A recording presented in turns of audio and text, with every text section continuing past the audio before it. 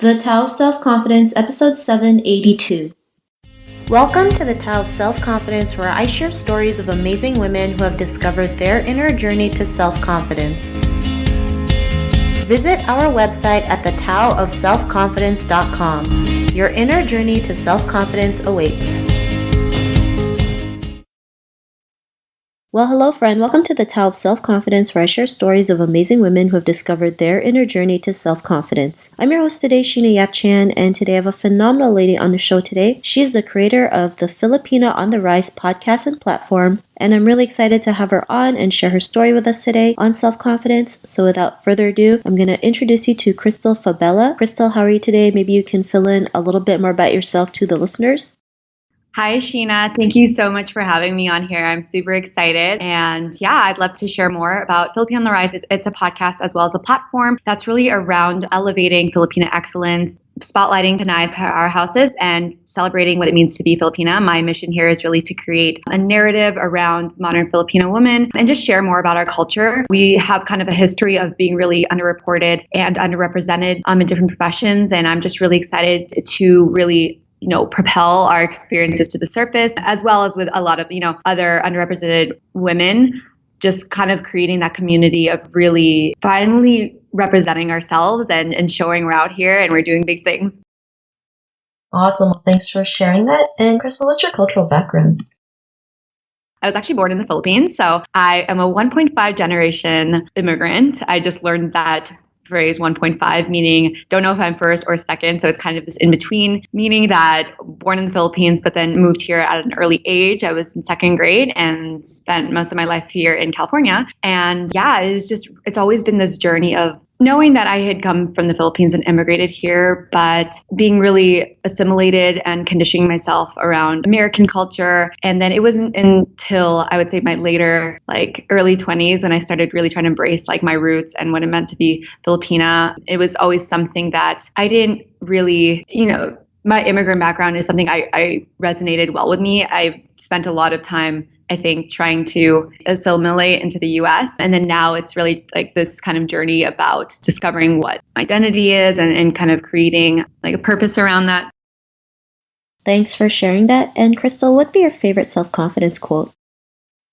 Right. Okay. So I definitely have a couple. I think they're coupled with each other. And one of them doesn't really have anything to do with confidence, but it really relates to it. I would say first and foremost, it's you are very powerful provided you know how powerful you are. I think that one spoke to me because a lot of times we're kind of walking around with our inner power. It just hasn't been self-recognized to its full extent yet. And we carry around this potential that, we're really only as powerful as we recognize ourselves in that and start kind of unleashing that. And coupled with that is another one of my other favorite quotes that I found recently by writer Nikita Gill that really stood out to me and kind of fuels the confidence around the purpose that I have. It says, your ancestors did not survive everything that nearly ended them for you to shrink yourself to make someone else comfortable. The sacrifice is your war cry. Be loud, be everything, and make them proud.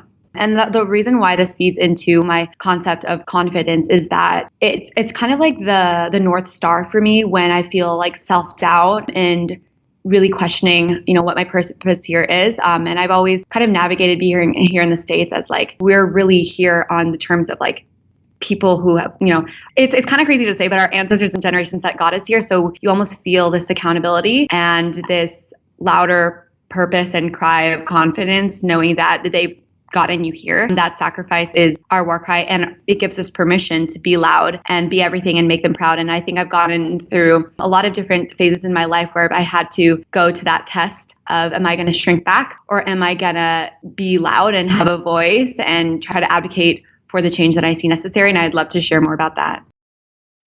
Thanks for sharing those great quotes. And in your own words, how do you define self-confidence? Right. Okay. Self-confidence. This is interesting because the first time that we connected, Sheena, I was going through somewhat of a really difficult life phase. Just kind of needing to go through a lot of, like I said, healing things that have happened this year that had kind of brought down my confidence truly. And I was doubting myself a lot and I just didn't feel like I could show up to this. I felt like I was my confidence is really low right now. I don't even feel like it could honor this conversation. And then I really reflected on that. And I just thought, like, why is confidence so contingent on kind of our external circumstances? When I really thought about, like, the problem with that is that we're not always going to feel at the top of our life. Life is a roller coaster, right? So confidence should really be this running thread that you, no matter what is going on in your personal presence, like, you know what you're made of and your worth, so that no matter what course the fabric of your life takes, you know what you have to bring. So I think, to me, confidence is like kind of, despite what's happening to you externally, despite what words are being told to you externally, you know deep down inside what you have to bring, and what you have to bring is special, and that no one can take that away from you. You know that you can walk into a room and without a doubt, you still have those internal traits. So if there's a lack of success in your business, or there's critics feeding into you, or you're facing injustices, what remains innate is what you have confidence in yourself of. And so for me, I think that really took sitting down and doing exercise. Like, if everything wrong happened to me right now, and if external forces were really bringing me down, what do I know that I still have? So I just wrote down, like, I'm still a visionary. I'm always going to be a creative no matter the situation. I'm going to keep dreaming. I just had to write those down because I think those are things that I hold tightly to. So confidence truly for me is that despite external circumstances and hardship and adversity, you know deep down inside your worth and what you have to bring, and you really have to define that for yourself. Thanks for sharing that great definition. And Krystl, what was your life like before your discovery of self-confidence? Yeah, so that was an interesting question, because I was like, I don't even feel like there is a big before and after. I think there's always different levels of it for me. And you just go through phases of tripping up and going through hardship. And then you come face to face with yourself. Like, what am I going to do in this situation? Am I going to shrink, or am I going to level up? Am I going to shrink, or am I going to step up to the plate and put myself in my comfort zone? And this one thing I read is, like, comfort zones don't keep your life safe. They keep your life small. And so before, like, hardship, so I'm going to give an example of something that happened during college. During college, my second year at UC San Diego, I had experienced a sexual assault, and it had really taken my whole second year over in terms of, going through a really difficult, like, kind of the legal system. And before then, I thought I was really confident about myself, and, but that it was more of a superficial confidence. And this really took away a lot of my confidence, because what happened was communities, or like the community around me, was finding out about it. And I was hearing things about myself that made me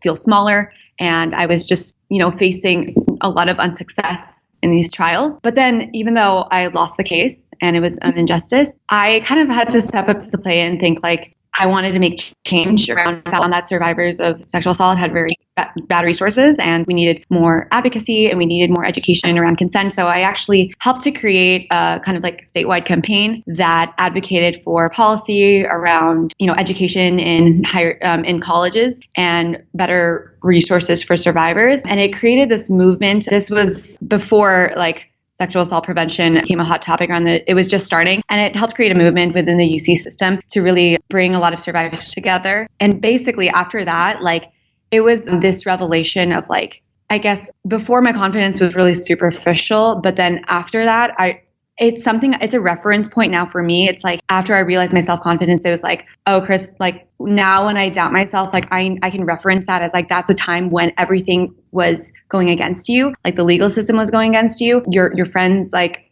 your community around you thought poorly of you. And it was all negative until just reflecting on, like, what had happened in that turning point, and you stepping up to the plate to do what was right. And after that, now, like, self-confidence to me, I think it's really important that you, in order to look forward, sometimes you have to look backwards, and you have to reference certain points in your life where you were at a low point, and, like, how were you resilient? And so after I found that out, it's continually allowed me to, anytime, like, in our lives, on a daily, we're gonna face some kind of hardship, and then there's some adversity that can come. And I think sometimes we just really need to stop and reflect on every single situation that we have pushed through and have been resilient and, like, found it in ourselves to rise above for ourselves. And so now that has kind of been the transformation of, like, superficial self-confidence to a self-confidence that I can, reference in these hard times and push me forward. Thanks for sharing that. And, it's unfortunate that happened to you. And I can only imagine what you were going through, especially in a time where, like you mentioned, it wasn't, movements like that weren't as popular and everyone was against you and, it can bring a person down. But here's you said, I'm going to make a change no matter what happens. And I think we just forget that sometimes one person can make a huge difference, like what you did. You made, a statewide campaign, you made a movement, you've helped, sexual assault victims come out and share their story and realize they're not the only ones who go through it, because sometimes you feel like you're the only one and there's no one out there who's going through what you're going through. And, just one person speaking up can make all the difference in the world, and it's helped you realize what true confidence is. And I'm glad you're able to share the story. And, to the woman who's listening to your episode, she may be in her own journey to self-confidence. What would be that one tip you'd give to her?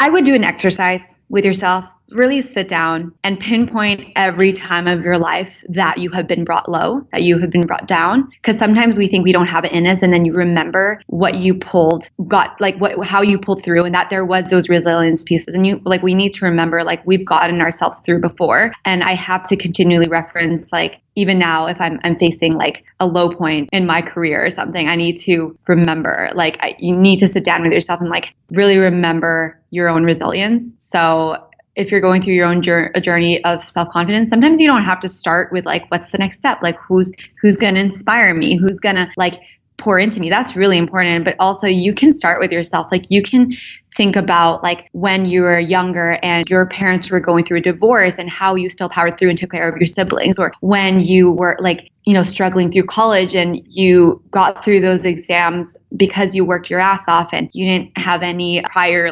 education or tutoring backgrounds, things like that. I think we have to really start with ourselves and remember we have the power first in us, and we've always had, we forget about our resilience. So that would be the exercise I do with yourself. And then after that, something that's really helped me, and this is a time in my life right now when you're being really called to grow, you feel like there's growth happening, you're feeling a calling. Let's say I feel a calling to start this business, or I'm feeling to switch my career. I'm feeling a calling to create X, Y, and Z. You're just feeling called to leveled up.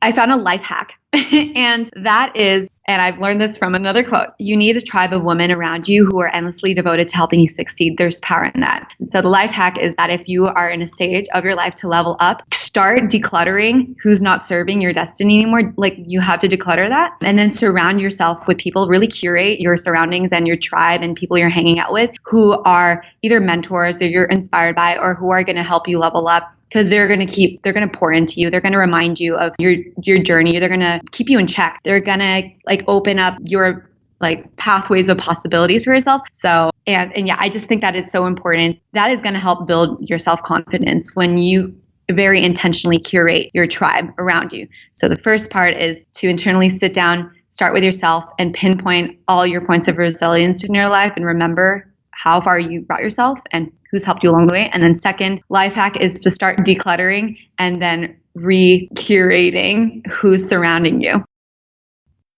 Thanks for sharing those great tips. And if our listeners wanted to get to know a little bit more about you and what you do and check out your platform and your podcast, is there any links or social media profiles we can connect with? Absolutely. There is Instagram, and it's Filipina On The Rise. And on there is also my personal Instagram, or you can direct message me on both. And then you can also contact me on email at Krystl, Krystl, there's no vowels in it, Krystl at filipinaontherise.com. Thanks for sharing that. To our listeners, if you want to connect with Krystl, you can also head on over to thetaoofselfconfidence.com and search for Krystl's name. Her show notes will pop up along with everything else that we talked about. And I really just want to thank Krystl today for taking the time to share her story and tips with us on self-confidence. So thank you so much, Krystl. You are very welcome. Thank you so much, Sheena. Not a problem. It was really great having you on the show today. And to our listeners, be on the lookout for another new episode of another amazing woman's journey to self-confidence. And we'll talk to you soon. Bye for now. Bye. Thank you for tuning in to another amazing episode of The Tao of Self-Confidence. Visit our website at thetaoofselfconfidence.com to check out cool resources, blog articles, show recaps, and so much more. Your inner journey to self-confidence awaits.